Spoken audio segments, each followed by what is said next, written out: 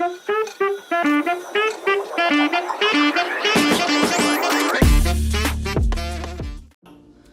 yeah, hi everyone, welcome back to our prompt training series. So before starting our today's topic, let me ask you something. Like, have you ever tried some random or quickly asked question with your Chat GPT or any like AI chat application, like write an email or tell some jokes or even write an email to an HR, something like that, and somehow like AI is able to give the perfect answer, right? And that's how like zero shot prompting works. So somehow you have already used this zero shot prompting before, but you are not aware about the exact keyword, that exact prompt name of that prompting, right? And whatever like we are saying to our AI without having any context to him, like without giving any example context to them, but still they are able to give the answer. That's is zero shot prompting. Okay, so let's quickly dive into our screen to see the other topics that we are going to cover today. Okay. Okay, so today we are going to cover video 2 zero shot prompting. Okay, so in this today's topic, like we're going to cover the definition of the zero shot prompting, and when basically we have to use this zero shot prompting, their advantages, their disadvantages, and their limitations, and some real world example. Okay, so let me open this topic part. Okay, fine. So as I previously told, like zero shot prompting is something like we can ask AI directly anything without giving any context. Like for example, we can say write an email. Write an email for a leave purpose, we can say, or we can say draw image of elephant or something, draw image of house, right? So like AI model has been trained on large models, like large trained data. So on the basis of that, like they are able to give us response without having any context. Okay, so that's what zero shot prompting. We simply ask the AI directly without giving any context, and they are able to give the answer, right? So that's how the definition is. Like zero shot prompting is a technique where you ask an AI model to perform a task without providing an example or demonstration. Okay, so the model basically relies on solely in a training data and the instruction that we provided under the complete the task, right? So basically whatever response that AI is giving is totally based on their training data. We are not giving any context at all. So that is zero shot prompting. So for the topic, like when basically we have to use, so basically whenever we need some quickly ask answer without any proper response or any pattern, then we can directly use zero shot prompting. We just write an email to HR for the follow-up mail. That's it. They can able to create the like they can able to draft the email based on the pre-trained data, because these email templates and all are basically trained data, and that is basically normal in obviously most of the cases. So whenever we are going to ask like draft email to HR for the follow-up, that maybe we have given some interview in some companies and we want the follow-up. So similar way, like there are some trained data present already in AI. So whenever we just ask that zero prompting, like provide an email to take the follow from HR, they will able to prepare that without asking any and without any confusion, right? Similar way, like we have some specific queries, like let's say we want some addition of some evaluation of some query, or we can say we some need calculation, so we can directly send the calculation number, or we can say 2 plus 2 something, so they will able to respond, because they know whenever we are giving some value like with some operators and all, so basically they have to evaluate, right? So this is how like zero shot prompting works. And there are some common tasks, like we want some summarization. Let's say we have a book of 300 pages and want we summarize detail from that book, then in that case we can ask we can do zero shot prompting. Like basically we need summarize detail of this paragraph or something in 2 line or 3 line, so they able to give, right? And mostly this zero shot prompting is getting used by beginners and all, okay, who don't know, like who don't have any technical idea, they just want a response, they just want ask question and they want a response from AI. In that case we are using zero shot prompting. Okay, so and that's all and where we can use. So advantages are like it is fast, efficient, it is leverage AI response, like even like based on our inputs, AI model is also getting trained behind the scene, right? And even we can expect creative response from the AI on every ask. Let's say we have asked to create an image of an house. So every time, like if we are not giving an example, output will always be creative in every time. So that's how zero shot prompting works, and it is like beginner friendly. Mostly we don't have to provide a proper instruction. In that case, we don't have to provide any example at all. We just ask question, we get response, that's it. And even as we know that there is tokenization system happens within the communication of the LLM. So even zero shot prompting cost just little amount. I'll show you an example while doing the zero shot prompting. Okay, so how much token we are getting used in a normal prompting, right?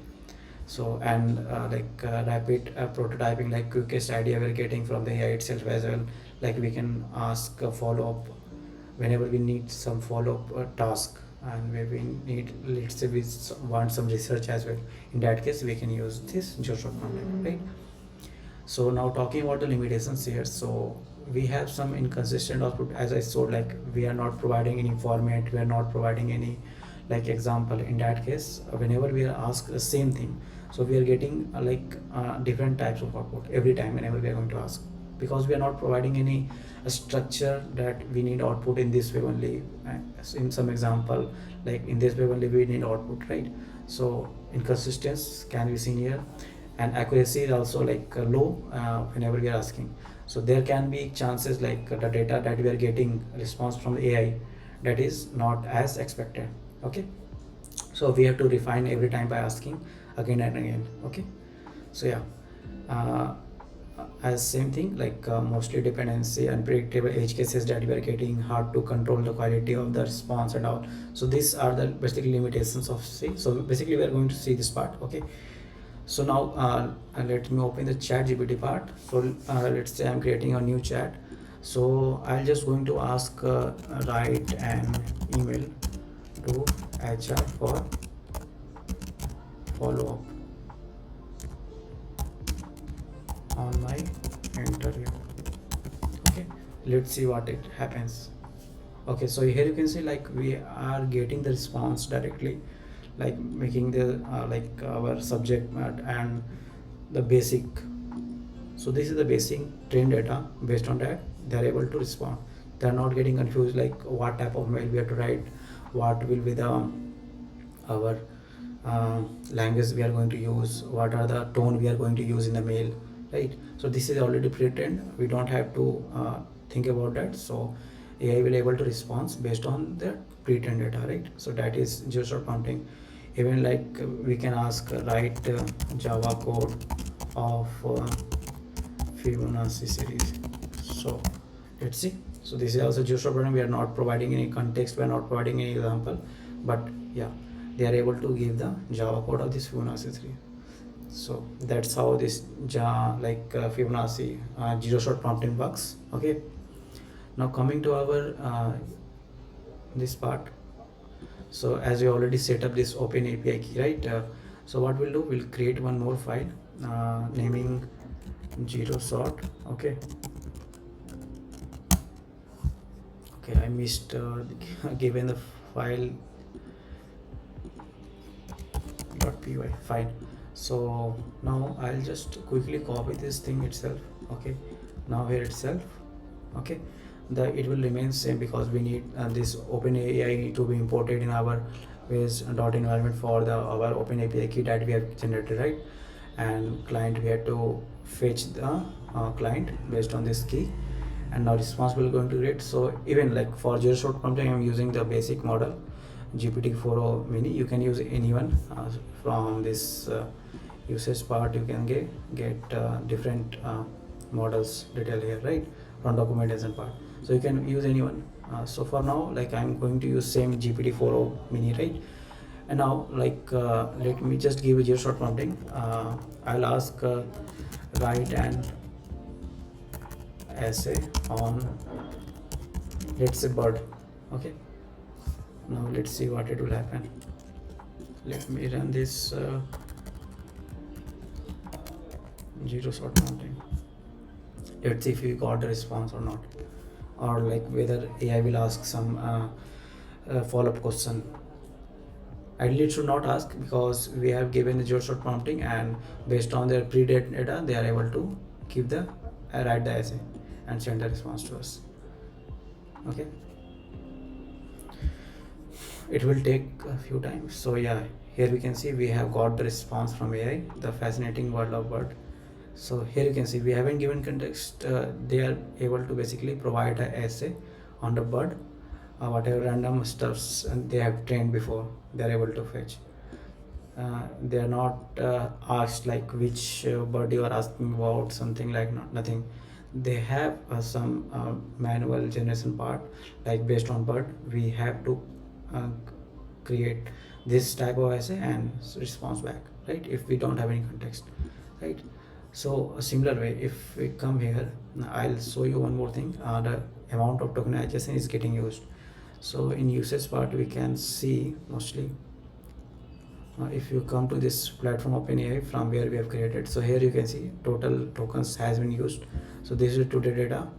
Now in the logs part, if we go here, we can see exact that we have sent. One word sent from our VS Code, right? So you can see this tokens is used here, right? So this way, short prompting basically works. If we some text on example, that basically we are going to see on the next topic, like few sound prompting and multi prompting, like that. Okay, so in that case we are going to compare like this token part. So as of now, like whatever user is getting input, based on that token has been created, right, and based on that we are also getting the response. So token amount is getting used less in case of zero shot prompting as well. So this is the advantage, but the only thing is response can never be same in every time. So let's say I'll show you an example, write an essay on bird. Okay, see, we have got this response, right. Similar way we are again going to run the same thing again. So whatever response we are getting now, it should not be same in the next one. That's why like this is one our demerit, like every time we are not getting the same response, so response can be inconsistent. So let's see what it is responding in the next one. So yeah, now we can see like response is from here, the avian world and exploration of birds. The previous one is different one, the fascinating of world of the world, right. So here you can see like prompt were same, our prompt were same, we haven't done any changes in that prompt, right, but the response that we are getting from the AI is different every time, because we haven't provided an example, we haven't given any context of how output will look, right. So that's what. So these are the normal thing. We can use it like more frequently in our daily life, and that is quite obvious, because every time we are not going to tell AI to give me response in that case, in that format, give me the same structure, same example type of follow up in the same example rule and all, right. So this is zero shot prompting is like generally used in daily life. Most of the people who even don't know about the AI and all, they are just using zero shot prompting. Yeah, so that's all for the zero shot prompting, and these are the basic examples, like write an article, like email writing, code generation, right. So these are the best practice, we can say. Here I've included some of the best practice, like write something about AI. So here in example that you can see, it is giving the long that even we are not able to read it right correctly. So best example for using zero shot prompting is at least provide some context. So here you can say write something about AI, so it will give like 1,000 params, something like that, but we don't need. So in that case what you can do is you can just write 200 word, something like that. So like I'll show the example for here as well. So this is currently not a good one. In the case of zero shot prompting, write an essay in, let's say, 100 words on bird. Now let's see what we are getting the response, because if we don't tell amount of words, amount of context that we need, in that case it is going to give very long data, right. So now let's see, it is still learning. So like we have to always think about the good prompts, either it is zero shot prompt, few shot, or any persona type, but we have to always provide a good prompting, right? So let's see what it will return. We are going to get essay in 100 words. So let's see.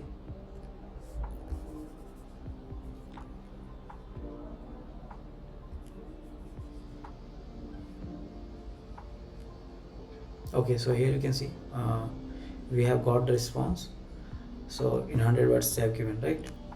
So if we don't give context, they are giving so much paragraph, right, that even we are not going to use at all. So we have to be precise how much words, how many paragraph we need for our essay. So even that is comes under the good prompting for the category of zero shot prompt, right? So here you can see it is quite clear to us now. We are able to read, and even we can use it in our project or anywhere that is required. Okay, so we have to be specific on whenever we are trying to going to do zero shot prompting, right? So that's all for today. Hope this best practice you can follow. Even I have added the link in the description. You can go to this document for the zero shot prompting as well. Okay, so yeah, that's all for today. Let's see on next video for like a few short prompting. Okay, till then, bye.